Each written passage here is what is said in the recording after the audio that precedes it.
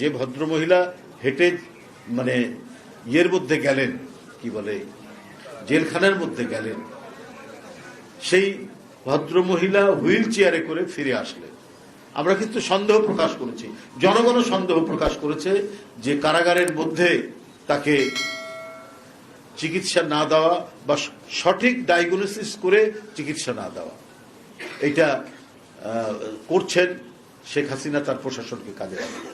এখন কিন্তু আমরা নানাভাবেই এর মানে আলামতগুলো পাচ্ছি। উনার যে অসুখগুলো, সে অসুখগুলোর যথাযথ যে চিকিৎসা দেওয়া দরকার সেই চিকিৎসাটা দেওয়া হয়, এবং তাকে যে তিলে তিলে মৃত্যুর দিকে ঠেলে দেওয়া হচ্ছে, এটা কিন্তু টের পাওয়া যাচ্ছে, সেটা তিনিও টের পাচ্ছেন। তার পরিবার বলেছে, দল তো বলেছে, পরিবার বলেছে, বিভিন্ন স্থান থেকে, এমনকি আমি জানি যে মানে নানা দিক থেকে আরো অন্যান্য লোকরা বলেছে, দেশের গুণীজনরা পর্যন্ত বলেছে তার উন্নত চিকিৎসার জন্য, কিন্তু শোনা হয়নি, তিনি শোনেননি।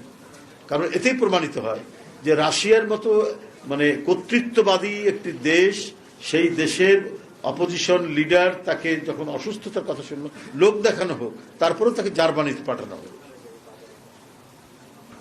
এই দৃষ্টান্তগুলো যখন ওনার চোখের সামনে, তৎকালীন প্রধানমন্ত্রীর চোখের সামনে যখন এগুলো মানে উপস্থাপন করা হচ্ছে, তিনি জানছেন, তারপরেও বেগম খালেদা জিয়ার উন্নত চিকিৎসার জন্য কোনো ব্যবস্থা করলেন না। এমনকি দেশের মধ্যেও কোনো ভালো হাসপাতালে তিনি পাঠাতে চাইলেন না, পিজি হাসপাতালের মধ্যে তাকে রাখলেন।